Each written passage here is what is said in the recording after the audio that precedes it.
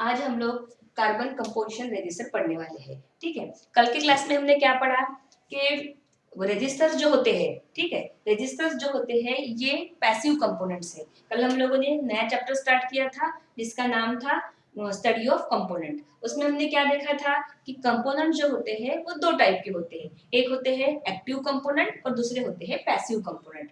फिर हमने क्या देखा था लास्ट क्लास में कि ऐसे कंपोनेंट्स जो एम्प्लीफिकेशन के लिए, रेक्टिफिकेशन के लिए या एनर्जी के कन्वर्शन, एनर्जी के फॉर्म से कन्वर्शन के लिए यूज किए जाते हैं, उनको हम लोगों ने एक्टिव कंपोनेंट बोला था। और ये सब काम के लिए जो कंपोनेंट्स यूज नहीं होता है उनको हमने पैसिव कंपोनेंट्स बोला था। ठीक है, फिर हम लोगों ने क्या स्टार्ट किया था, पैसिव कंपोनेंट स्टार्ट किया था। ठीक है, पैसिव कंपोनेंट्स के एग्जांपल क्या थे, तो रेजिस्टर्स, कैपेसिटर्स और इंडक्टर। ठीक है, ऐसे तीन एग्जांपल्स जो थे वो पैसिव के थे। और एक्टिव के कौन से थे, तो ट्रांजिस्टर, देन एलईडीज और सारे डिस्प्लेस, वैक्यूम ट्यूब्स, ये सारे जो है एक्टिव कंपोनेंट्स थे। तो आज हम लोग फर्स्ट कंपोनेंट पढ़ने वाले हैं पैसिव कंपोनेंट, जो कि है रेजिस्टर। फिर हम लोगों ने रेजिस्टर के टाइप्स भी देखे थे। हमने देखा था कि रेजिस्टर जो होते हैं ये दो टाइप के होते हैं, एक तो होते हैं फिक्स्ड वैल्यू के और कोई होते हैं वेरिएबल वैल्यू के। ठीक है, फिक्स्ड वैल्यू के रेजिस्टर्स हमने किसको बोला था कि ऐसे रेजिस्टर्स जिनकी वैल्यूज फिक्स होती है, means we can not change the value of that resistors. ठीक है, उनको हम फिक्स टाइप के रेजिस्टर्स बोलते हैं।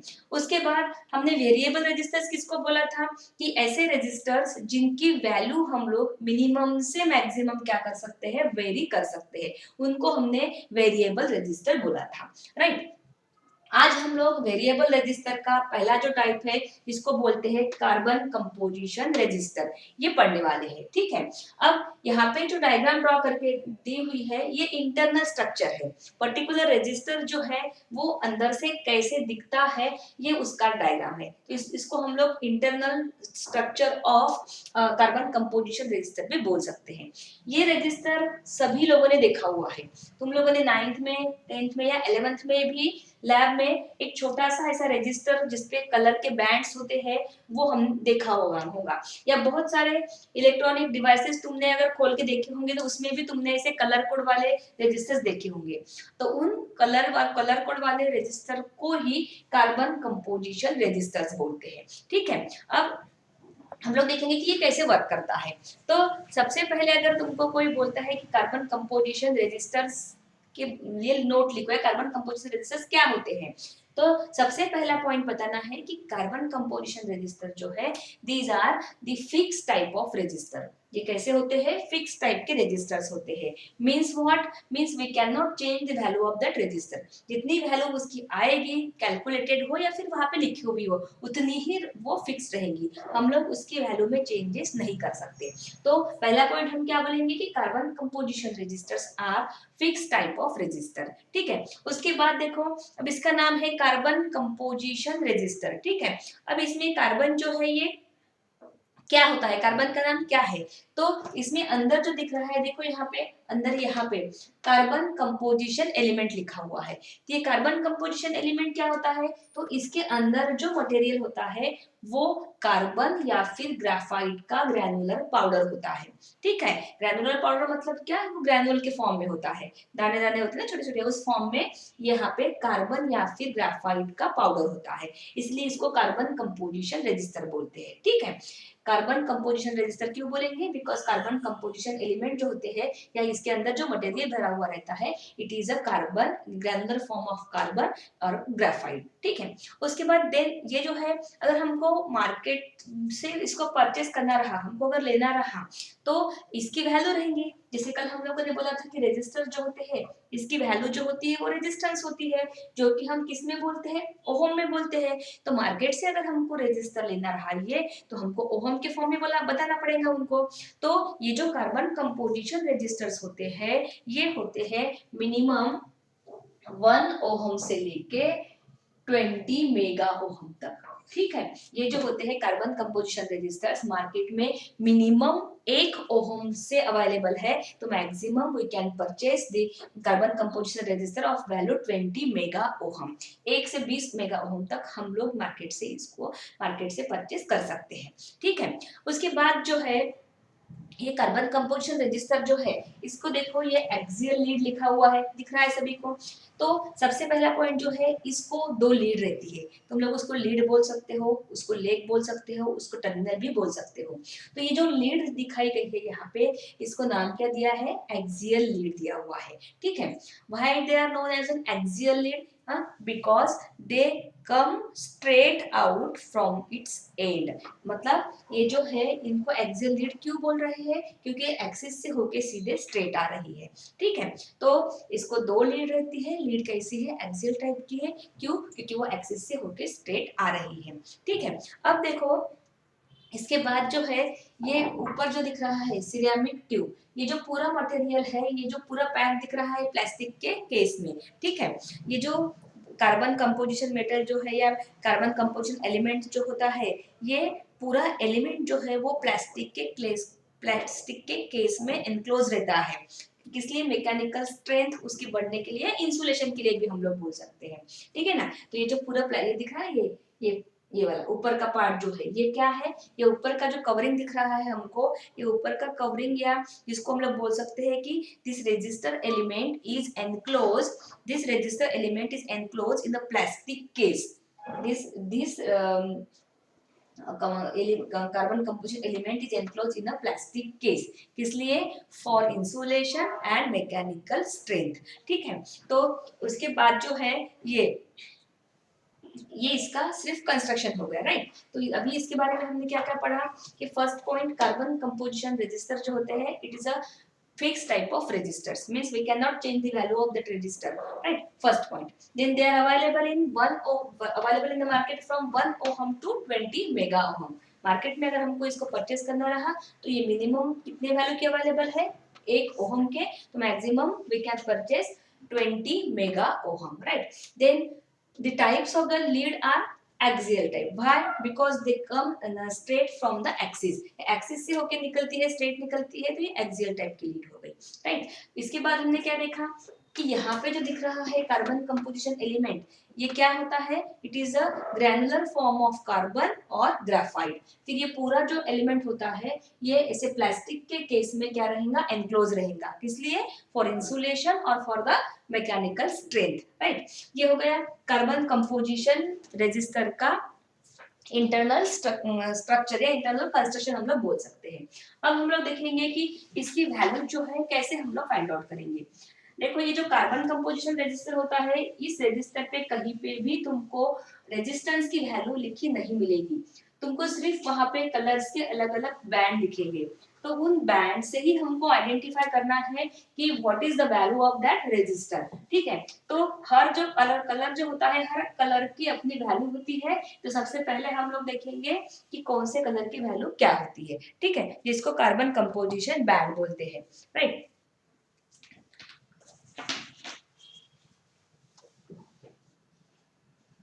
कलर कोड, ठीक है। कलर कोड में इधर दो कॉलम बनाने हैं, एक रहेगा कलर, देन रहेगा कलर के बाद रहेगा उसके वैल्यू ऑफ दैट रजिस्टर, ठीक है। कलर जो होते हैं वो ब्लैक से स्टार्ट होते हैं, black, then brown, red, orange, then yellow, then green, then blue, green, blue, then violet,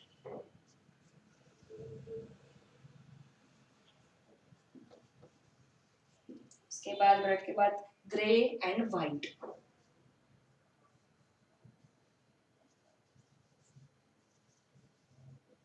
blue, white, grey, blue, green blue, violet, grey and white, ठीक है। वैल्यू जो होती है उसकी 0 से स्टार्ट होती है, 0 1 2 3 4 5 देन 6 7 8 एंड 9, ठीक है। स्टार्ट होता है ब्लैक से, तो एंड कहाँ पे होता है, वो व्हाइट पे एंड होता है, ठीक है। इसी सीक्वेंस में जो है कलर के नाम तुम अगर याद करोगे तो उसकी वैल्यू तुमको याद करने की जरूरत नहीं पड़ेगी। Black, brown, red, orange, yellow, green, blue, then violet, grey and white, right. ये हो गया कलर कोड, ठीक है। इसके बाद और एक तुमको मिलेगा जिसको हम लोग बोलते हैं, इतना जो बॉक्स हो गया उसके बाद एक होता है टॉलरेंस। ठीक है, नेक्स्ट कॉलम जो होता है वो होता है टॉलरेंस का।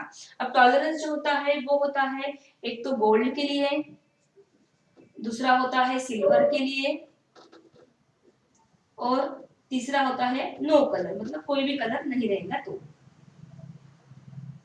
इसका टॉलरेंस होता है ±5%, सिल्वर अगर है तो ±10%, एंड अगर कोई भी कलर नहीं है तो ±20%। ठीक है, gold, silver and no colour, ऐसे तीन जो होते हैं, तीन के लिए टॉलरेंस रहता है, राइट। अब ये जो है टॉलरेंस, सबसे पहले हम लोग देखेंगे what is mean by this tolerance. ठीक है, अब जैसे अभी हमने बताया है कि कार्बन कंपोजिशन रजिस्टर जो होते हैं उनकी वैल्यू कहीं पे भी लिखी नहीं होती है, इन कलर्स के बैंड से हमको फाइंड आउट करना है कि what is the value of that register. ठीक है, तो उसका और टॉलरेंस का रिलेशन क्या है, देखो अगर कोई रजिस्टर है, उस रजिस्टर की वैल्यू कलर कोड से अगर हमको 10 किलो ओहम मिली, ठीक है, कैसे मैन्युअली मिली, जिसको हम लोग बोलते हैं कि कैलकुलेट करके according to the colour band. ठीक है, अब ये जो कार्बन कंपोजिशन रजिस्टर्स होते हैं ये तो हम लोग मैन्युअली कैलकुलेट करते ही है।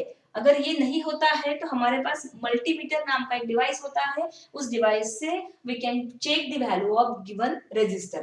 तो मल्टीमीटर से हम लोग कोई भी रजिस्टर की वैल्यू जो है डायरेक्ट चेक कर सकते हैं। मतलब मल्टीमीटर को अगर हम अटैच कर देते हैं ये रजिस्टर, तो हमको कोई कलर कोड देखने की या कलर की वैल्यूज देखने की जरूरत नहीं पड़ेगी, उसके डिस्प्ले पे हमको डायरेक्ट उसकी वैल्यू मिलेगी। अब अगर कोई कलर कोड, अगर कोई रजिस्टर है उसकी वैल्यू अगर 10 किलो ओम आई हुई है, ठीक है, तो ये 10 किलो ओम जो है मैन्युअली आई हुई है। टॉलरेंस में और मैन्युअली में डिफरेंस क्या है, तो जब हम उसी रजिस्टर की वैल्यू मल्टीमीटर से अगर फाइंड आउट करते हैं, तो मल्टीमीटर के वैल्यू और मैन्युअली फाइंड आउट की हुई वैल्यू, इन दोनों में एक तो 5% का डिफरेंस रह सकता है, उसके बाद नहीं तो 10% का डिफरेंस रह सकता है, या 20% का कम ज्यादा डिफरेंस जो है वो रह सकता है।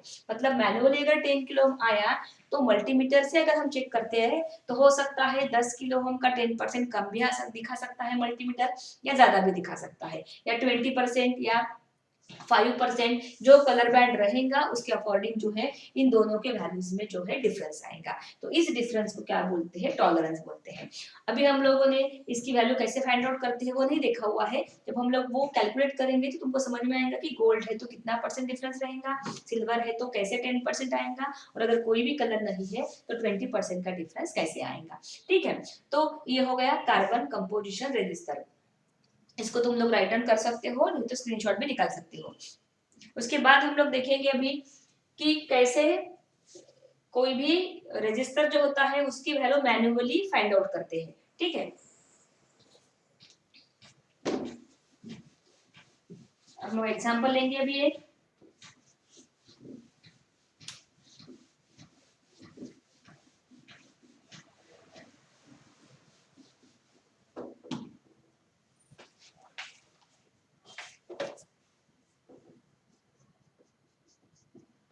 एग्जांपल लेंगे। देखो एक रजिस्टर लिया हुआ है हमने,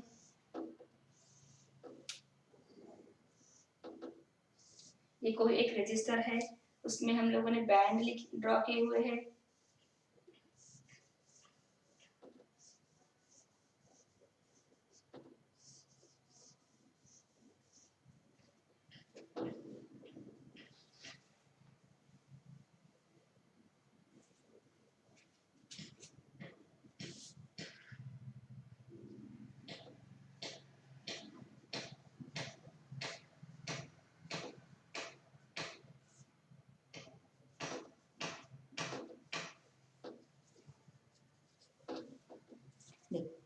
फॉर एग्जाम्पल देखो हमने एक रजिस्टर लिया हुआ है, कोई भी रजिस्टर जब होता है तो उसमें मिनिमम 4 बैंड मिनिमम 3 बैंड रहने ही है। ठीक है, ये फर्स्ट सेकंड और थर्ड ये 3 बैंड तो रहने ही है।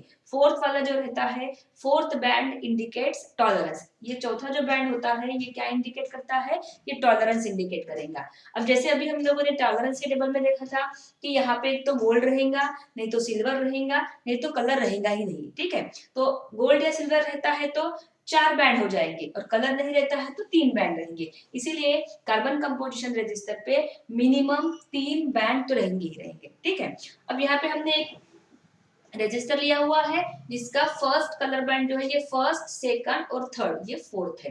फर्स्ट वाला कलर बैंड जो है वो क्या लिखा हुआ है यहाँ पे, ब्राउन लिखा हुआ है। सेकंड क्या है, ब्लैक है। और थर्ड क्या है, ऑरेंज है। And fourth is a gold. ठीक है, तो इसकी वैल्यू देखो कैसे फाइंड आउट करेंगे हम लोग। ठीक, रजिस्टर इक्वल फर्स्ट कलर जो होता है उसका वैल्यू, इसकी वैल्यू जो टेबल से देखना है। जैसे पहले ब्राउन है, अभी हम लोगों ने ब्राउन देखा है तो ब्राउन की वैल्यू क्या है, 1 है, तो 1 ऐसे ही लिखना है। जो फर्स्ट बैंड रहेगा उसकी वैल्यू वैसे ही लिखना है।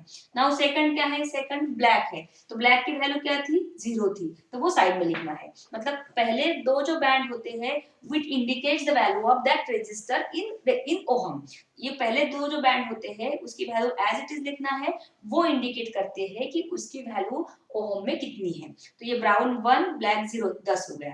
देन इनटू करना, थर्ड जो है ये 10 का पावर दिखाता है। जैसे ऑरेंज है, ऑरेंज की वैल्यू कितनी थी, 3 है, तो 10 टू द पावर 3। ठीक है, फिर कॉमा देके प्लस माइनस गोल्ड का कितना है, 5%। ठीक है, तो ये हो गई वैल्यू 10 टू द पावर 3 मतलब क्या होता है, किलो ओम होता है विथ प्लस माइनस 5% टॉलरेंस। ठीक है, मतलब जो रजिस्टर हमने यहाँ पे ड्रॉ किया हुआ है, जो रजिस्टर की वैल्यू जो है वो कितनी आई हुई है, 10 किलो ओहम। ठीक है, ऐसे हम लोग कोई भी रजिस्टर जो है उस रजिस्टर की वैल्यू कलर कोड से फाइंड आउट कर सकते हैं। ठीक है, तो ये हो गया कार्बन कंपोजिशन रजिस्टर। कल हम लोग इसके आगे के न्यूमेरिकल्स देखेंगे और साथ में दूसरा जो है वायर रजिस्टर उसका कंस्ट्रक्शन भी देखेंगे। ठीक है।